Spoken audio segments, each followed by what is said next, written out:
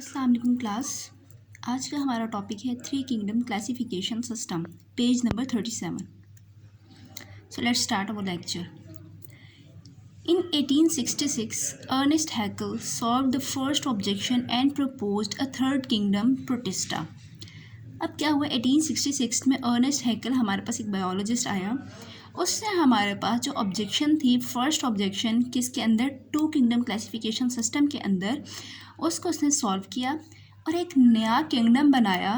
Third जो kingdom था, पहले तो सिर्फ हमारे पास दो किंगडम्स थे which was animalia and Plantae. तो उसने क्या किया, थर्ड किंगडम हमारे पास डिवाइस किया जिसका नाम था Protista, to accommodate euglena like organisms. किसके लिए उसने बनाया, यूग्लिना की तरह के जो ऑर्गेनिजम्स थे उनके लिए, जो यूनिसेलुलर थे और जिनके अंदर एनिमल लाइक और प्लांट लाइक दोनों कैरेक्टरिस्टिक्स प्रेजेंट थे। He also included bacteria in kingdom protista. अब उसने क्या किया, इसी प्रोटिस्टा किंगडम के अंदर ही बैक्टीरिया को भी डाल दिया। In the system fungi were still included in the kingdom Plantae. Three kingdom classification system में हमारे पास क्या था कि जो फंजाई था उसको अभी तक उन्होंने किंगडम प्लांटी में ही रखा हुआ था। This system did not clear the difference between prokaryotes and eukaryotes. वही मसला जो सेकेंड ऑब्जेक्शन थी हमारे पास सेकेंड किंगडम क्लासिफिकेशन सिस्टम में, कि प्रोकैरियोटिक और यूकैरियोटिक सेल्स में कोई डिस्टिंक्शन नहीं थी और सबको उन्होंने एक ही किंगडम में डाला हुआ था। इस सिस्टम में भी क्या था, इसने भी कोई क्लियर डिफरेंस नहीं बताया between prokaryotes and eukaryotes. Some biologist disagreed about the position of fungi in kingdom Plantae. अब कुछ बायोलॉजिस्ट ने क्या किया, उन्होंने एक तो जो फंजाई की पोजीशन है किंगडम प्लांटी में, उसको भी उन्होंने क्या किया, डिसएग्री किया कि ये भी सही नहीं है, किंगडम फंजाई को प्लांटी में नहीं होना चाहिए। क्यों, fungi resembles plants in many ways but are not autotrophs. Fungi ठीक है कि रिजेंबल करती है, मिलती है प्लांट से, उसके काफ़ी करेक्टर्स प्लांट्स जैसे हैं, लेकिन ये जो है हमारे पास ऑटोट्रॉफ्स नहीं है, अपना फूड खुद प्रिपेयर नहीं करते। They are special form of heterotrophs.